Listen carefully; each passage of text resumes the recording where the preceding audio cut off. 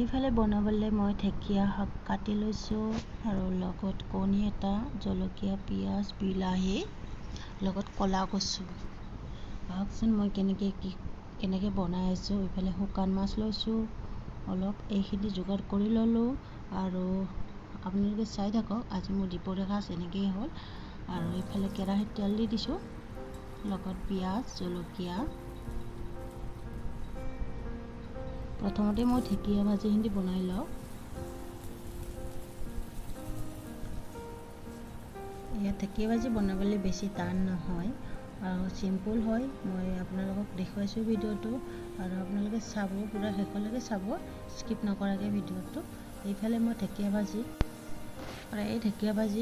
ঢেকীয়া আলুখিনি সিজিছে বৰ্তমান।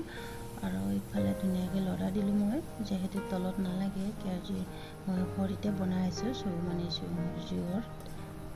আৰু ঢেকীয়া ভাজি হ'বৰে হ'ল। এইফালে মই কণী এটা ভাঙি লৈছোঁ।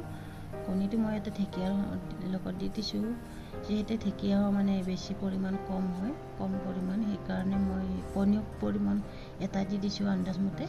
আৰু আপোনালোকে চাই থাকক পূৰা ভিডিঅ'টো, আৰু ভাল লাগিলে লাইক এটা কৰি দিব আৰু স্কিপ নকৰে ভিডিঅ'টো পূৰা চাই থাকক শেষলৈকে।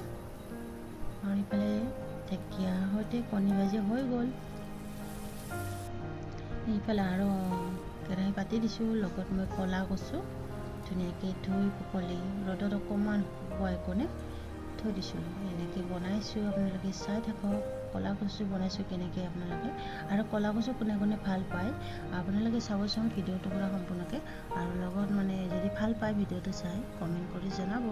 এইফালে মই ইয়াতে আদা নহৰুটো দি দিলোঁ। ইয়াতে পূৰা আদা নহৰুৰ লগত মই জলকীয়া দি দিছোঁ, আৰু এইফালে নিমখ হালধিটো দি দিছোঁ। এইফালে আদা নহৰু জলকীয়া দিলে, আৰু তাতে যদি আপোনালোকে জালুকৰ গুড়ি অকণমান দিয়ে আৰু বিৰাট টেষ্টি। এইফালে মই ঢাকনিৰে ঢাকি দি আৰু অকণমান ভালদৰে লৰাই দিছোঁ কচুখিনি। ইফালে মই ভাজিত দিবলৈ শুকান মাছকেইটা গৰম পানীত ভালদৰে ধুই লৈছোঁ, লৈ কিনে ইয়াতে দি দিছোঁ। আৰু শুকান মাছ আৰু আপোনালোকে দিলে বহুত ভাল লাগে। শুকান মাছৰ যিকোনো ভাগ আছে, মিছা মাছ আছে, কিবা কিবি মাছ আছে, সেইখিনি দিলে অকণমান বহুত টেষ্টি হয় বিৰাট। আৰু এইফালে মই বিলাহীটো দি দিলোঁ। বিলাহীটো কিয় দিছোঁ, টেষ্টিৰ কাৰণে দি দিছোঁ।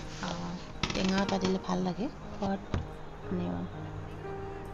কিছুমান বিলাহী টেঙা নোহোৱাকৈ খায়, আৰু মই বিলাহী টেঙা অকণমান টেঙা টাইপৰ লাগিলে ভাল লাগে।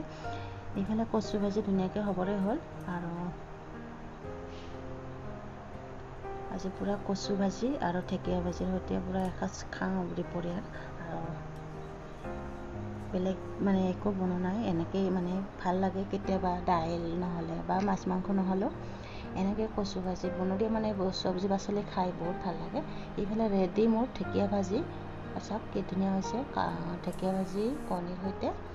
আৰু এইফালে ক'লা কচু বিৰাট টেষ্টি হৈছে খাবলৈ, চাওক ইমান ধুনীয়া হৈছে। আৰু ইয়াতে আপোনালোকে যদি জালুকৰ গুড়ি অকণমান দিলে নহয় বিৰাট আৰু বেলেগ এটা ভাল লাগিলে হয়।